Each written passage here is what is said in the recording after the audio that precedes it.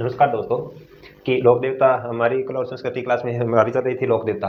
लोक देवता की क्लास को हम आगे बढ़ाते हुए हमने बाबू जी, रामदेव जी, हरभू जी, मेहा जी और उसके बाद में तेजा जी के बारे में अध्ययन कर लिया। तेजा जी का जन्म है वो खड़नाल नागौर में होता है और इनके पिता का नाम था हर जी और माता का नाम राम कुमारी और बेमल देव और घोड़ी धीरेन्द्र सिंगारी।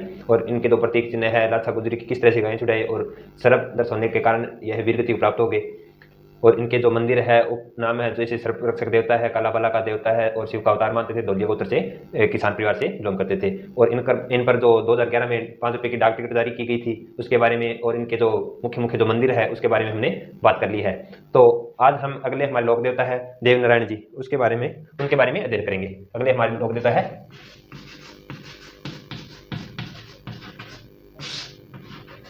देव नारायण जी। देव नारायण जी का जन्म है वह आसीन भीलवाड़ा में होता है। इनका जन्म कहाँ होता है?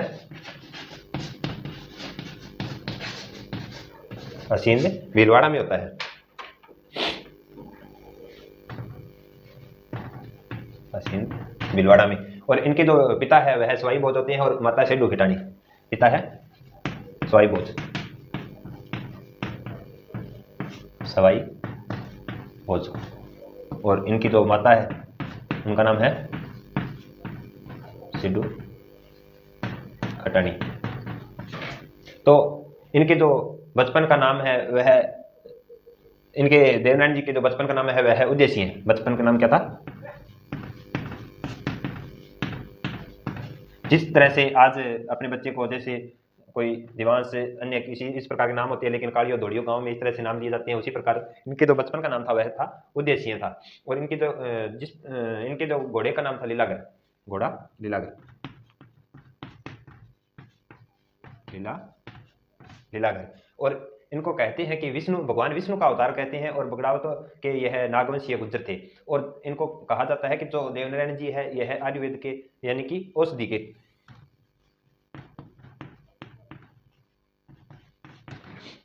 औषधि शास्त्र के ज्ञाता थे,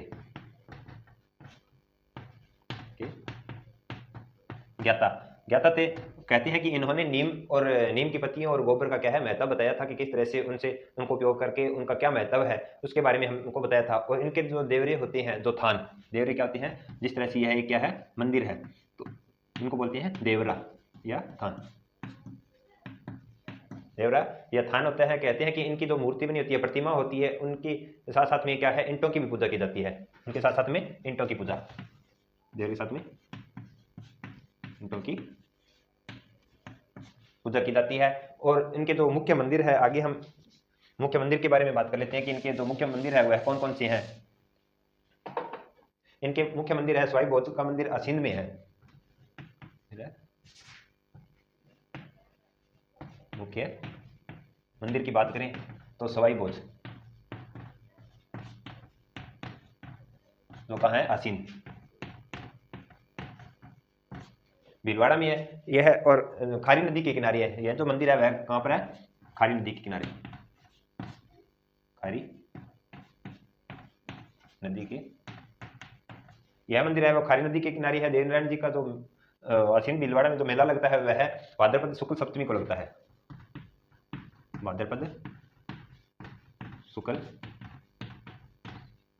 सप्तमी को इनका जो क्या है मेला लगता है। और देवनारायण जी की जो कहते हैं कि फड़ होती है वह सबसे लंबी और सबसे पुरानी फड़ होती है, जो कि है कि गुज्जर भोपों के द्वारा है। उनको जंत्रवाद यंत्र, जिस प्रकार से कोई वीणा होती है, एक तारा होता है, उसी प्रकार क्या होते हैं कि इनके जो जंत्रवाद यंत्र होता है उसी के साथ में बांधी जाती है। जंत्र वाद्य यंत्र के साथ, ठीक है, बांधी जाती है। और जो क्या होती है कि ये कपड़े पर बहुत सारे कपड़ा होता है, उस पर बहुत सारे चित्रण किए होते हैं, उस पर वो पीछे लगाकर और इस तरह से मान लो कि ये एक वीणा है, इस तरह से एक होती है और इस पर ये क्या है यहाँ पर कुछ लकड़ी की होती है और यहाँ पर तार बंदे होते हैं। इस तरह से एक यह वाद्य यंत्र होता है। और भोपा जाति के द्वारा जो भोपा जाति है, भोपा जाति के जो लोग हैं वह इनके जो फड़ का वाचन करते हैं। और कहते हैं कि देवनारायण जी पर और उनकी फड़ पर 5 रुपए का डाक टिकट भी जारी हुआ था, दोनों पर ही डाक टिकट। एक तो हुआ था देवनारायण जी पर और एक इनकी फड़ पर। कितने का हुआ था? इन पर भी 5 रुपए का हुआ था और इस पर भी ₹5 का था हुआ था। लेकिन अंतर क्या है कि इनके जो फट पर डाक टिकट हुआ था 2 सितंबर 1992 पर हुआ था। फट पर हुआ था 2 सितंबर 1992 में होता है। लेकिन इनको जो कहते हैं कि देवनारायण जी पर जो ₹5 का टिकट जारी हुआ था, यह हुआ था 2011 में। तो देवनारायण जी की फट और देवनारायण जी पर दोनों पर ही ₹5 का डाक टिकट जारी हुआ था। और इनके जो अन्य मंदिर है वह देवमाली ब्यावर में भी है और इसे बगड़ावतों का गांव भी कहते हैं। मुख्य मंदिर की हम बात करें तो एक तो है अन्य मंदिर, मुख्य मंदिर तो वहां पर था, पहले हमने बता दिया कि जो स्वाई बोध ने आसीन भीलवाड़ा में बनाया था जो खरी नदी के किनारे था। लेकिन आगे जो अन्य मंदिर है देवमाली ब्यावर में, अन्य मंदिर की बात करें हम तो अन्य मंदिर एक पहला तो है इनका देवमाली में है, जो कहाँ है ब्यावर में। और कहते हैं कि इसे बगड़ावतों का गांव भी कहते हैं। इसको क्या कहते हैं? बगड़ावतों का गांव, बगड़ावतों का गांव कहते हैं। और दूसरा है देवधाम जोधपुरिया में, और दूसरा मंदिर है देवधाम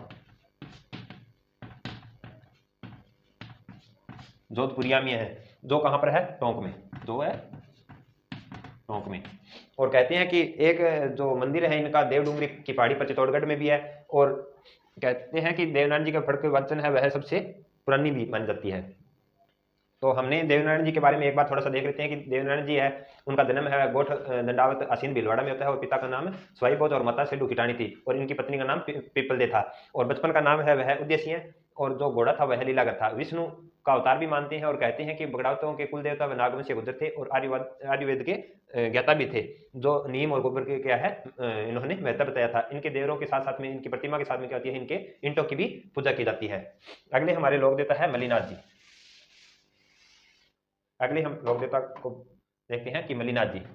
अगले हमारे लोक देवता है मल्लीनाथ जी।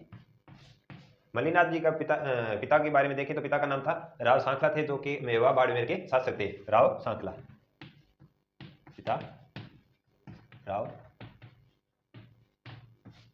सांखला थे। और माता थी जियाणी देवी, माता जियाणी देवी थी। और कहते हैं कि इनके दादा राव तीड़ा, उनके बारे में इतना नहीं पूछते हैं। लेकिन पिता तक तो अपने बेसिक बातें करें तो पिता और माता का नाम तो हमें अक्सर परीक्षाओं में देखने को मिलता है। लेकिन यह क्या है कि मारवाड़ के शासक थे, परंतु अपनी पत्नी रूपादे, इनकी जो पत्नी थी रूपादे, कहते हैं कि उनसे प्रेरणा लेकर यह उग्रवंशी भट्टी है उनके शिष्य बन गए थे।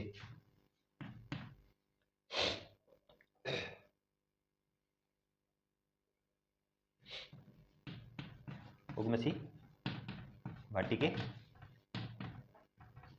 शिष्य बन जाते हैं। कहते हैं कि मारवाड़ के शासक थे, परंतु अपनी पत्नी रूपादे से प्रेरणा लेकर उग्रवंशी भाटी के शिष्य बन जाते हैं। और योग साधना में क्या है, दीक्षा ग्रहण कर लेते हैं। योग साधना में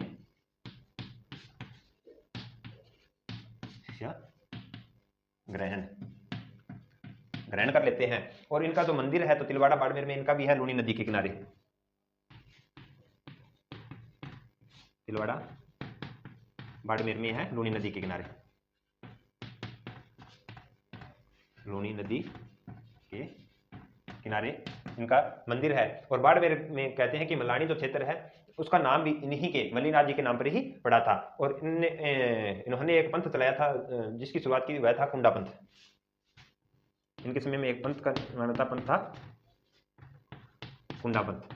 मल्लीनाथ जी के बारे में इतनी ही ज्यादा कोई जानकारी नहीं थी। इतनी बातें हैं कि इनके पिता का नाम राव साखला थे, माता का नाम जियाणी देवी और उग्रवंशी भाटी के शिष्य थे। और यह अपनी पत्नी, कहते हैं कि जो इनकी पत्नी थी रूपादे, उनसे प्रेरणा लेकर वह उग्रवंशी जो भाटी था उसकी शिष्य बन गए और योग साधना में दीक्षा ग्रहण करते हैं। अगले मल्लीनाथ जी के बाद में अपने अगले शासक है लोक देवता है तल्लीनाथ जी।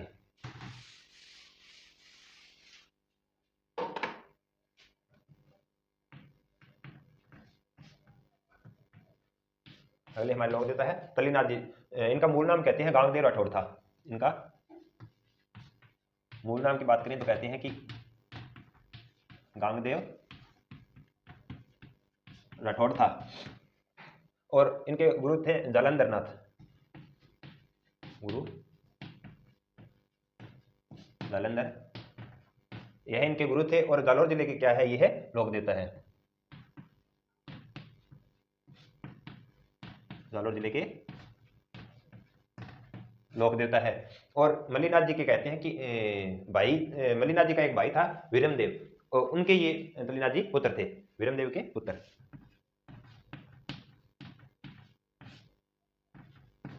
ये इनके क्या थे, पिता थे। और कहते हैं कि यह जोधपुर ठिकाने के सामंत भी रह चुके थे पहले। यह जोधपुर ठिकाना था, एक रियासत में एक ठिकाना था, जागीर थी, तो वहां के सामंत भी थे। और इनका जो मंदिर है पचोटा जालोर में है। मंदिर की बात करें हम तो पचोटा जालोर, यहाँ पर इनका क्या है, एक मंदिर बना हुआ है। और कहते हैं कि जहरीला जो जानवर होता है, जिस तरह से सांप बिच्छू आदि होते हैं, या कोई अन्य जो जहरीला जानवर होता है जिसमें विष होता है, तो उसके काटने पर कहते हैं कि इनके नाम का डोरा या तांती बांध लिया जाता है, तो क्या होते हैं, वह व्यक्ति स्वस्थ हो जाता है। और वह अगर किसी को जहर चढ़ा होता है तो वह भी विष उतर जाता है। इनके जो उपनाम भी देखें तो अगर ओरण का देवता भी कहते हैं, क्या होते हैं उपनाम, उपनाम ये है ओरण के देवता, ओरण दानव दुर्ग, इस तरह से नाम पढ़ते हैं अपने। वही बात है कि ओरण के देवता। इनके जो मंदिर होते हैं कहते हैं कि उसके आसपास ओरण यानी कि वन, तो कहते हैं कि इनके मंदिर के जो आसपास वन होते हैं उसकी कटाई पर प्रतिबंध लगा होता है। उसके आसपास के जो वन जितने भी पेड़ पौधे आदि लगे होते हैं तो उसकी कटाई नहीं की जाती है।